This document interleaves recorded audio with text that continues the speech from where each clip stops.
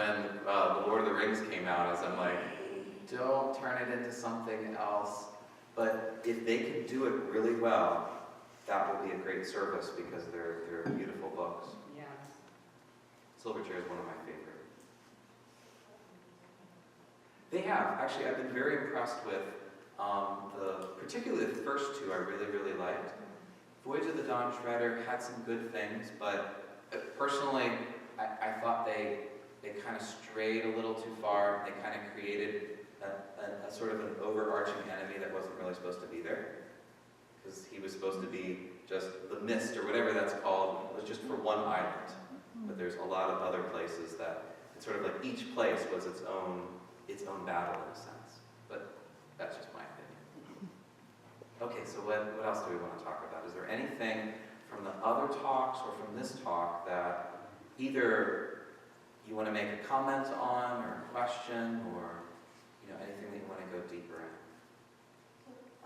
Yeah. So when Lucy was reading the story, Yeah. I can remember when I read that, and when she said, it was about a cup and then and a story that was what I inferred was she was reading the story of the resurrection. Is that accurate, you think? You could read into that like that, because ultimately that the greatest story is the one that truly happened. But I would be careful maybe to read too much into it, because I think it's meant to still be like in that world where it's almost like you're not really supposed to know. It gives you enough curiosity to be like, yeah, what is that? I've heard that kind of story before, but I don't know what it is. But I mean, there could be something there, but I don't know if Lewis was like intending that. So anything else? Yeah. Would you like to be a priest that door in the walls of the world? Yes. Would you ever consider doing a retreat on that? That was a book that we read on vacation. Oh. Try to do our own retreat, but there's a lot there. There is a lot there, yeah. So a lot of what I talked about here was one of the chapters. It's a little book. So it's Ignatius Press, and it's called Doors in the Walls of the World, Signs of Transcendence in the Human Story. So it's really good looking at literature, looking at science, looking at philosophy, these sort of moments in just regular, just reality in which we kind of look at something and it doesn't make sense unless there's something more to this world. He uses a passage from Shakespeare's Hamlet, in which there's this encounter with, let me see if I can find it. It's a really cool passage here. Yeah, okay, so it says, there are more things in heaven and earth, Horatio, than are dreamt of in your philosophy.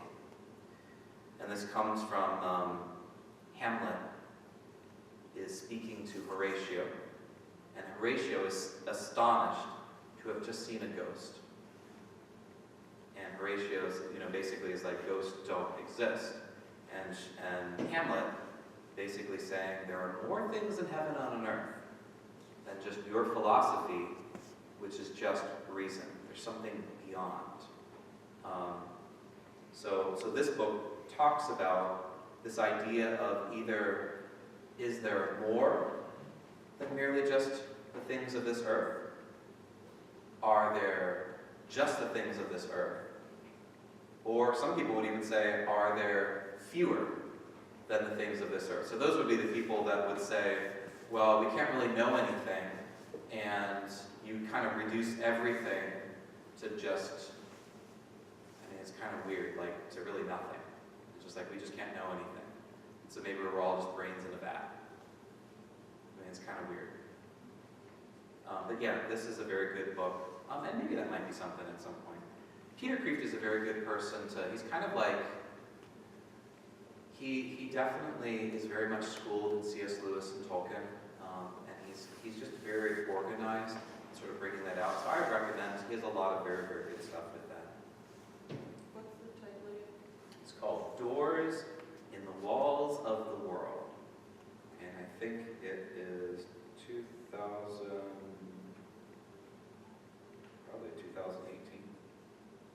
2018. What's the second part of the incarnation? Was the eucatastrophe of human history? Yeah, the history of mankind. So the eucatastrophe, this sort of sudden turn of joyful events that is the surprise that also brings joy, that kind of crashes into our hearts. The second is the resurrection, is the eucatastrophe of the incarnation. So it's kind of like Christ coming into this world, total surprise. But then an even greater surprise is Christ dying and coming back, not just like Lazarus came back, but came back glorified. Where Lazarus didn't conquer death, he just passed by death for a little while, because he was going to die again. But Jesus resurrected, which meant he's living this deathless existence of saying, death has no power over me. It's kind of like the MC Hammer song, Can't Touch It. Like you just can't touch this death. Like, I'm the resurrected one. You have no power here. Any other questions? First book in Narnia. Yeah. Peter and Susan didn't make it back, obviously, to Narnia. So, were they losing the joy, or how would that interpret that? No, well, because ultimately Peter comes to Aslan's country. So he comes back in Prince Caspian, but it's this idea of sort of this image of as they're growing up, then they need to, in a sense, enter into their own world and to learn Aslan in their own world. Whereas it's again this idea of Lewis wants us to focus on the joy of children. If we were, in a sense, if adults were all just coming into Narnia, we'd kind of lose some of the wonder, in a sense, of, little Lucy just wondering at Father Christmas coming. Versus if there was like a 30-year-old, bearded guy, and he's just like, hey, Father Christmas, how's this going? I mean, you'd sort of lose something there. But I think that's kind of what's happening there. Though what's interesting about the last battle is the last battle is the only one of the Chronicles of Narnia in which the main people in most of the book are actually adults. You have the Narnians, and you have King Tyrion, and even those coming into the world are older. So like the children have now grown up a lot more. So that's kind of different than the other ones, where it's really about these kids coming into the world of Narnia and sort of this wonder. So the last battle is written very differently. If you try to read that with children, it's hard. Like, I tried reading it with my brother, Michael, and it was hard for him to really get into it when he was a child, because it's a heavy book. It's it's a pretty deep book and kind of a dark book at the same time. But then there's always that beautiful light at the end. So any other questions or comments?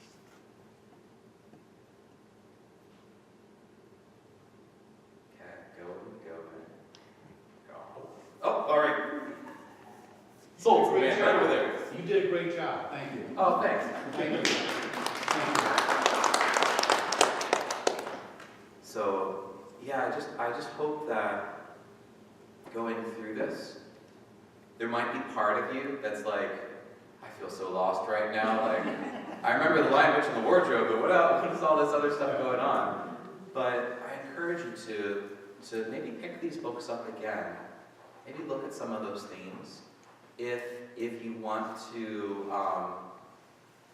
be able to look over the notes and things like that, I can get those for you. So as you go through them again, if there's something that you're like, what was that part that I want to try to dig into?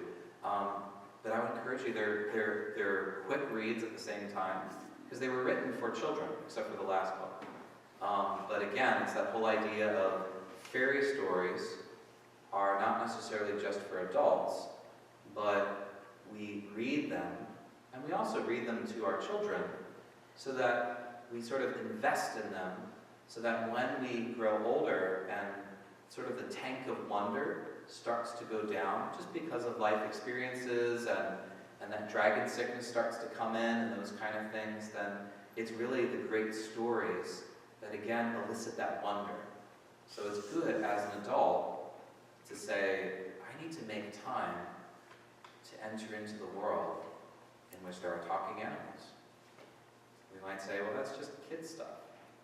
But we need to become children again and to not be childish, not be Peter Pan, but actually be more like Sam and Frodo, who grow up in wisdom versus being perpetually a child in the bad sense of the word, being childish. So if you remember that from one of the earlier talks there. Okay? So why don't I give you all a blessing right now, and and let me know if any other questions pop up in the future through the Chronicles of Narnia. I'd love to talk more about that. In the name of the Father, and the Son, and the Holy Spirit, amen. So Lord, we just thank you for just giving us this time to step out of our busy schedules and truly just enter into this world of literature. We thank you for the ways in which you've already worked within our heart to bring joy. And we ask, Lord, that especially through reading beautiful tales such as this, we might elicit that powerful joy that reminds us of the life to come. We ask all of this through Christ our Lord. Amen. May the Lord bless you, the Father, and the Son, and the Holy Spirit. Amen. God bless you guys. Thank you so much for coming. It was a joy just being able to share. This is one of the things that the way the Lord speaks to me and talks to me is very much through these kind of stories. They can just bring tears to my eyes. I remember when I read The Last Battle, I remember a moment of just crying because there's just something so beautiful in it that just is so true and just reminds you that there's so much more beauty ahead than behind. I remember coming to the end of it being like, yeah, the end was just so, Yeah. All right. Well, very good. God bless you guys. Have a great rest of Sunday.